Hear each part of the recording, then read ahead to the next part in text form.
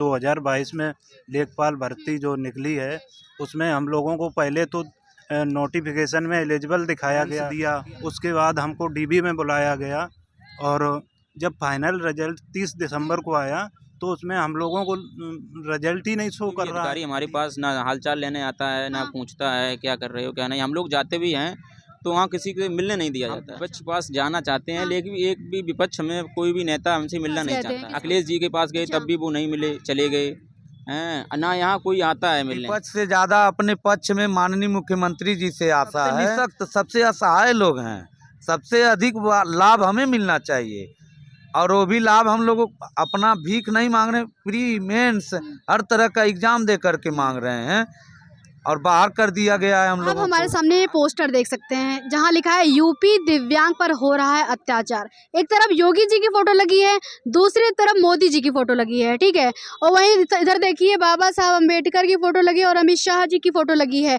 और हमारे साथ ये दिव्यांग भाई बैठे हैं और इन लोगों की मांगे हैं कि लेखपाल की जो भर्ती थी इन्हें भर्ती दी जाए। आप देख सकते हैं कि किस तरह से इनकी मांगे हैं। इन्होंने लिखा है कि हमारी बची हुई 188 लेखपाल की सीट पर हम OH कैटेगरी जिसमें हाथ पैर वाले दिव्यांग आते हैं का भी रिजल्ट जारी करवाएं, क्योंकि इनका रिजल्ट जारी नहीं किया गया। जैसे कि मैंने आपसे बोला कि ये वो हैं जो दिव्यांग कैटेगरी में आते हैं, इनके लिए आरक्षण की जो व्यवस्था की गई है, लेकिन फिर भी इन्हें रिजल्ट इनका अभी तक घोषित नहीं किया गया है।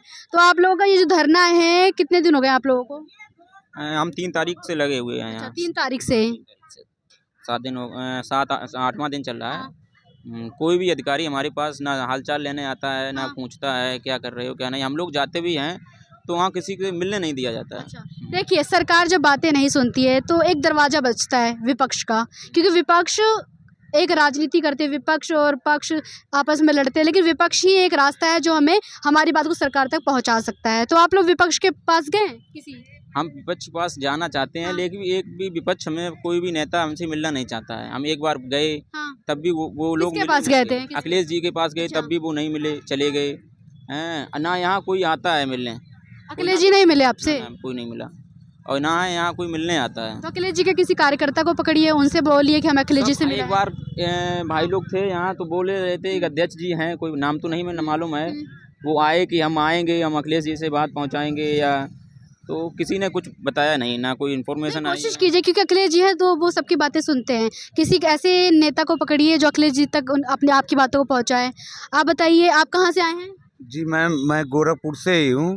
जहाँ तक मैं जानता हूँ मैम, ये हम लोगों को राजनीति से, नेता लोगों से, अधिकारियों से कभी पाला नहीं पड़ा था। हम लोग सीधे सरल स्वभाव वाले लोग हैं। हम लोगों को राजनीति से अभी भी लेना देना नहीं है। जहाँ तक विपक्ष की बात हुई, हमें विपक्ष से ज़्यादा अपने पक्ष में माननीय मुख्यमंत्री जी से आशा है। हम अगर उनके तक हमारी बात पहुँच जाती है तो ज़रूर हम लोगों को सुनेंगे, क्योंकि वो बड़े दयालु, बड़े कृपालु स्वभाव के हैं। जहाँ तक हम लोग उनके बारे में जानते हैं, हम उनके गृह जनपद से आते हैं। वहाँ पे जहाँ तक हम जानते हैं जनता दरबार लगाते हैं, वहाँ पे लोगों की बात सुनी जाती है। फिलहाल मैं वहाँ पर भी 2 बार गया, लेकिन वहाँ के अधिकारी लोग नहीं मिलने दिए। सबसे बड़ी दिक्कत तो यह हो रही है वहाँ तक। क्या वो कुल मिला के कहना है कि आप लोगों की बात जो है मुख्यमंत्री तक नहीं पहुंची है?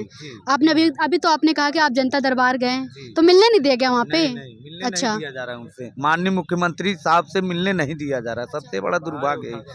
अगर हम लोग उनसे मिल लेते हैं, बाबा जी सीधे सीधे हम लोग को कह देते हैं कि बेटा आप लोग लेखपाल का कार्य नहीं कर सकते हो, आप लोग अगली भर्ती को देखो, हम वैकेंसी निकालेंगे। तब भी हम लोगों को एक आश्वासन, एक संतोष हो जाएगा।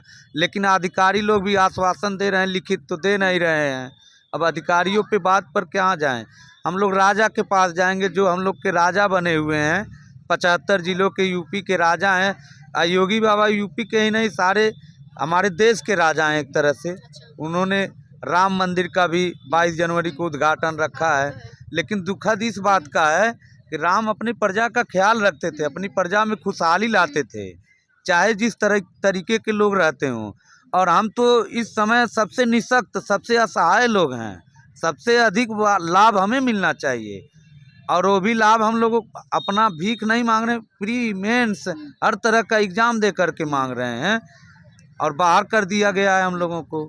अगर वही चीज़ हम लोग को मिल जाता तो जो ये मायूसी छाई हुई हमारे भाइयों के चेहरों पर, मालूम ही नहीं पड़ रहा है कि इनके चेहरे से क्या गायब हो गया। कोई ये बात तो सही बोल रहे हैं आप, एक तरफ से मनोबल गिराने जैसा ही है। ठीक है, हर कोई भी हो गया, अच्छा फोटो भी लगी हुई।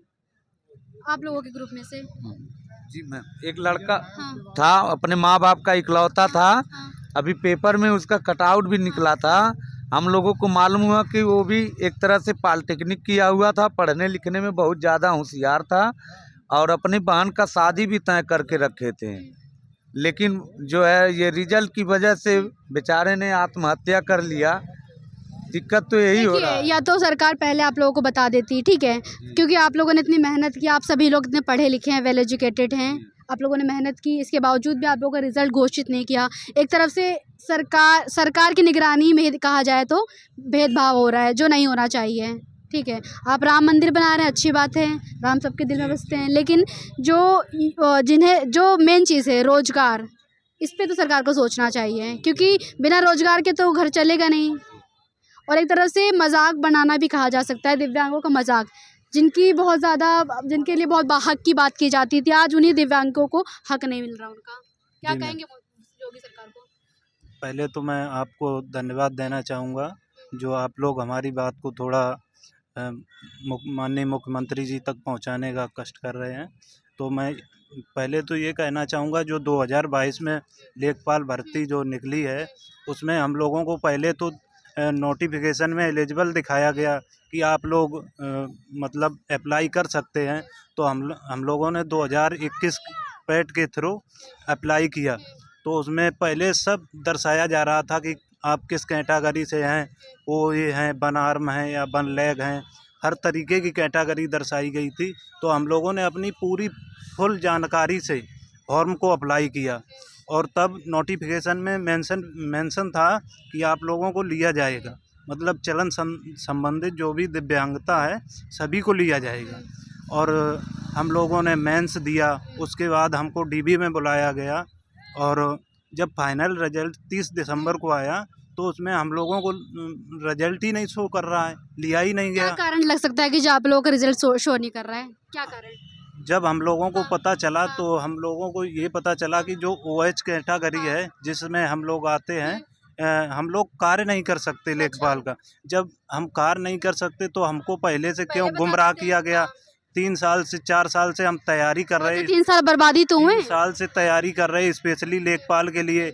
हमको पहली बार मौका मिला कि हम लेखपाल बनेंगे और उम्मीद जगी। अन्य किसी भर्ती में हम लोगों को लिया नहीं जा रहा है।